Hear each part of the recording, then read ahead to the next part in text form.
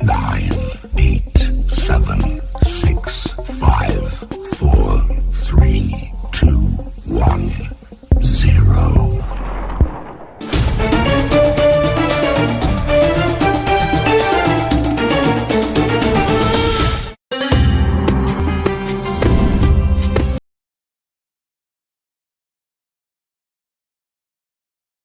Bismillahirrahmanirrahim. Alhamdulillah wassalatu wassalamu ala rasulillah ma ba'd. Bagaimana cara agar kolbu seger kembali? Ya, dia kemudian on lagi gitu ya. Sehingga bisa menikmati. Mudah sekali. Kalau jenisnya barang-barang elektronik, dia punya baterai, dia apain? Dicasnya kemana? Ke hidung atau ke colokan itu? Colokan itu ya, nggak ke hidung ya. Nah, kita ini salah colok biasanya. Kolbu itu nggak akan seger dengan kajian fikih. Kolbu itu seger dengan kajian zikrullah. Tapi amal akan bagus kalau belajarnya fikih. Nah, jadi ada orang belajar fikih tapi isinya pembid'ahan. Ini bid'ah, ini salah. Akhirnya kolbunya ternodai oleh ngeremehin orang, nyalahin orang. Nggak jadi tazkiyatun nufus. Di Quran kan jelas ya, qad aflaha man zakkaha. Sungguh beruntung yang mensucikannya ya, ayatnya banyak ya, ada berapa ayat, ada 2 macam itu. Nah, kalau yang satu lagi itu misalnya wa dzakaras marabbihi fasalla, misalnya itu. Ternyata sholat yang nikmat itu bukan yang sholat dulu baru zikir, tapi zikir dulu baru sholat. Coba lihat teksnya, detail, gak usah pakai terjemah-terjemah yang aneh-aneh. Harfiahkan aja dulu. Wa dzakarasma rabbihi, dan menyebut nama Robnya. Nama Rob kita siapa? Pencipta kita siapa? Allah. Allah. Udah itu, berarti zikir nyebut nama Allah gak bid'ah. Terus kenapa ada orang yang membid'ahkan zikir Allah? Allah. Nggak connect ya. Oh, Nabi nggak pernah, emang ente tahu? Berarti kurang ngeh aja. Ayat pertama turun, Iqra bismi rabbik, nama Rabbmu. Yang kedua, wa rabbaka fakabbir. Yang ketiga, wazkurisma rabbika wa tabattal ila surat Al-Muzammil. Jelas perintahnya menyebut, membaca, mengulang-ulang nama Rabbmu. Dan nama Allah itu ya Allah itu sendiri, Allah. Maka setelah kami memperhatikan tafsir-tafsir yang zaman-zaman ulama salafus saleh sampai zaman sekarang, ternyata zikir pertama Nabi itu adalah menyebut nama Allah aja. Allah, Allah, pakai kalbu. Allah, dalam hati aja. Allah. Ya.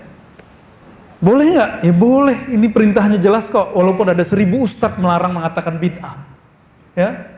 Wah, ada 1000 kiai bilang zikir Allah Allah bid'ah, itu dia lagi nggak tahu ayat aja, bukan dia jahil. Emang dikit iya gitu ya. Udah jelas ayatnya, Iqra bismi rabbik, sebut, baca nama Rabbmu. Siapa nama Rabbmu? Allah. Surat Al-Muzammil ayat 8, wazkurisma rabbik, sebut nama Rabbmu. Siapa nama Rabbmu? Allah, Allah, Allah. Udah gitu zikirnya. Cuma ada tekniknya, kalau coba-coba sendiri nggak ada efeknya. Kalau kita latihan fisik sendiri, latihan silat sendiri kan nggak ada efeknya, malah capek. Nah, latihannya itu ada prosesnya. Nah, nanti kalau mau, katanya ada ruangan khusus ya, kita di hari apa gitu, nanti tolong pengurus koordinasi aja. Jangan sampai kemudian kita sudah pindah alam baru ketemu zikir itu, ya. Berdebat antara 2 imam, Ibnu Taimiyah dan Imam Ibnu Athaillah. Kata Ibnu Taimiyah nggak boleh zikir Allah Allah. Kata Ibnu Athaillah, ini ayatnya jelas kok. Debatlah mereka. Ibnu Athaillah sudah senior, sudah tua, sudah paham banyak. Ibnu Taimiyah mengatakan, saya nggak ketemu tuh Nabi itu zikir Allah Allah Allah Allah. Dijawab Ibnu Athaillah, bukankah ada hadis Nabi? La taqumus sa'ata la yuqalu fil ardi Allahu Allah. Hadis Sahih Muslim, tidak terjadi kiamat sampai tidak ada lagi yang baca kalimat Allah, Allah. Jadi antum cari guru ahli zikir Allah, Allah. Nafas naiknya Allah, nafas turunnya nyebut nama Allah. Cari orang itu, dia adalah sumber baterai kita di situ. Cas sama dia. Nah, orang ini kalau terima kita, insya Allah setiap ketemu beliau kita dicas. Tapi kalau jauh dari dia, ya mati sudah ya. Nggak bisa bergerak itu kolbu, nggak hidup, nggak bisa nelfon dia nanti ya. Maka sholat itu disebut sholat karena di dalam sholat itu ada koneksi kepada Allah. Tapi pulsanya adalah wa zakaras marabbihi fasalla. Sebut dulu namanya, itulah pulsanya kolbu, energinya kolbu, baterainya kolbu itu nyebut nama Allah. Semakin banyak orang menyebut kolbu itu kan luas. Dia luas sekali, jangan remehkan kolbu kita. Kolbu kita gak kenyang dengan zikir 100, gak kenyang. Dikit itu. Nabi cuma nyontohin doang 100. Nabi kata Aisyah, zikir setiap nafas, setiap saat. Gak pernah lupa, 1 detik pun Rasulullah tidak pernah lupa. Waktu kemarin kita safar, traveling, melihat kebesaran Allah, kita mampir di salah satu menapak tilas silsilah zikir Imam Ubaidillah Ahrari. Ubaidillah Ahrari di Bukhara Samarkand ya. Antara Bukhara Samarkand itu sebenarnya masih Bukhara menjelang kita ke Samarkand. Imam Ubaidillah Ahrari ini langsung berguru ke Imam Bahauddin Shah Naqsyaband. Disebutkan oleh Imam Amin Al-Qurdi, Syekh Amin Al-Qurdi bahwa Imam Ubaidillah Ahrari ini tidak pernah lupa kepada Allah sesaat pun. Kecuali sekali waktu dia masih muda, sendalnya itu nyemplung masuk ke, kalau ada tanah kena air itu apa namanya, becek-becek gitu ya. Terus tiba-tiba ada gerobak lewat di pasar, sehingga terbenam dan dia berteriak, sendalku. Dulu kan sendal mahal, ya nggak kayak sekarang ya, 5.000 dapat sendal kaki. Dulu enggak. Saat beliau teriak mengenai sendalnya, dia lupa kepada Allah sesaat itu aja, dan itu yang bikin beliau tobat sampai saat beliau belum wafat. Jadi beliau lupa sesaat itu yang bikinnya nangis. Kenapa? Dalam Al-Quran dikatakan wazkur rabbaka fi nafsik, sebut nama Rabbmu dalam dirimu. Lalu di ujung ayat wala takum minal ghafilin, jangan kamu jadi orang yang lalai walaupun sesaat. Dan kita bersaat-saat soalnya. Wajar sholatnya nggak khusyuk ya kan? Wajar. Orang tambah banyak zikir di luar sholat, tambah mantap sholatnya. Itu wa zakarasma rabbihi fasalla. Dia zikir di luar sholat, tambah banyak, tambah khusyuk dalam sholatnya. Jadi mau belajar 1000 ilmu zikir, 1000 tarekat, 1000 mursyid, 1000 kiai, tapi kalau nggak diamalin nggak ada efeknya. Nggak ada efeknya. Mending satu guru tapi diamalin, jadi itu. Jadi itu ya, guru saya ada salah seorang di Sumatera Barat, itu zikirnya dia amalannya satu itu aja, zikir Allah aja udah, ya, la ilaha illallah udah 2 aja udah. Tapi tajamnya bukan main. Kita datang duduk sebentar itu ngecas langsung full, ya, sampai kadang-kadang nggak kuat untuk menahannya lagi, tumpah ruah sudah, ya. Ada orang begitu. Nah, dapat di mana? Misalnya di surah Al-Fajr. Wadkhuli fi ibadi. Itu perintah untuk mencas kolbu. Masuklah ke dalam golongan hamba-hambaku, bukan hamba-hamba dunia. Apa kata Nabi? Ta'iba abdud dinar.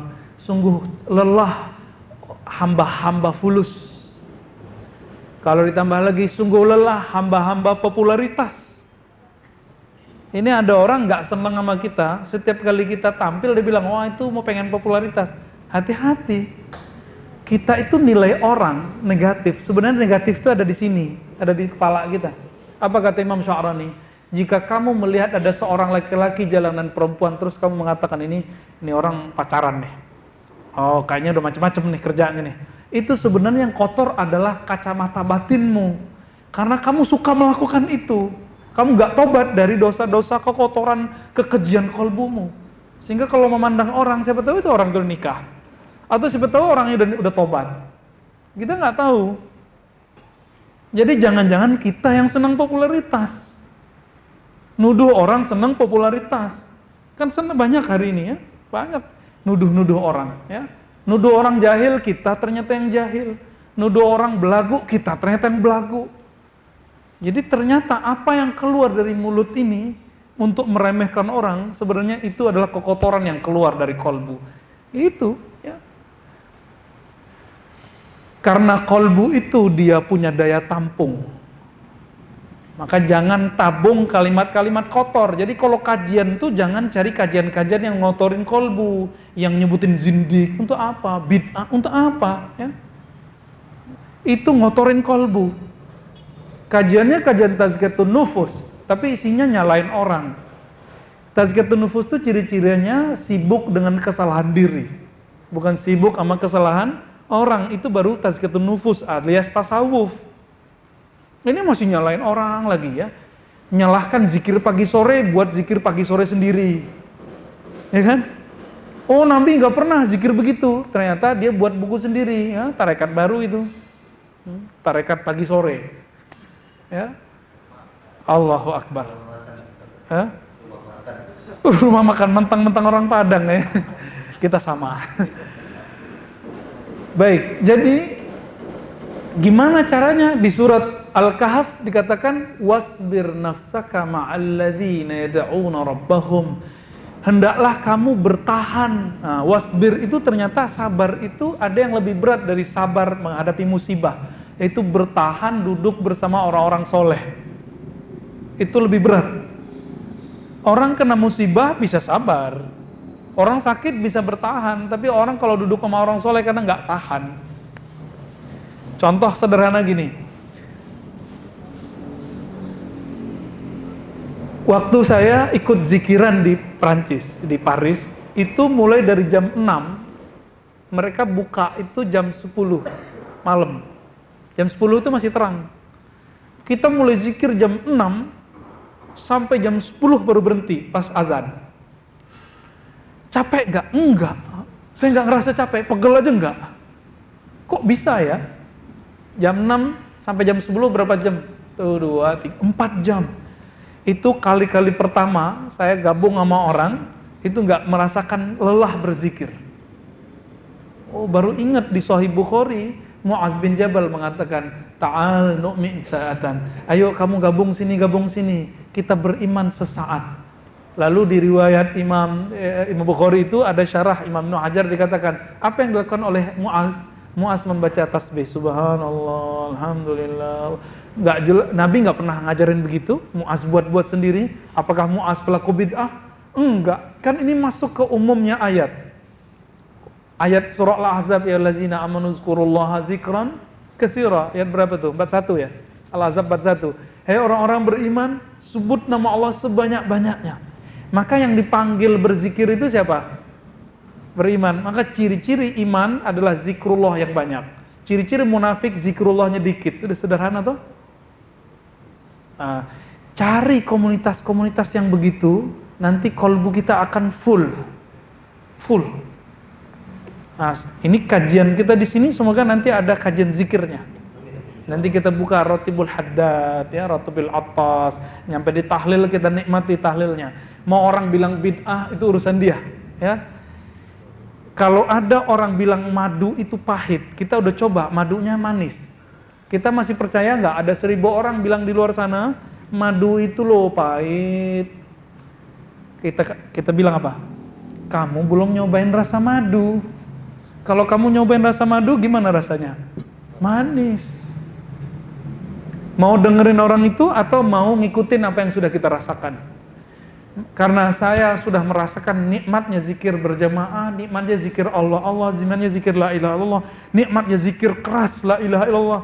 Kita nggak berani lagi bilang itu bid'ah. Oh, itu ahwal syaitani. Tahu dari mana? Nama kamu kali Tony.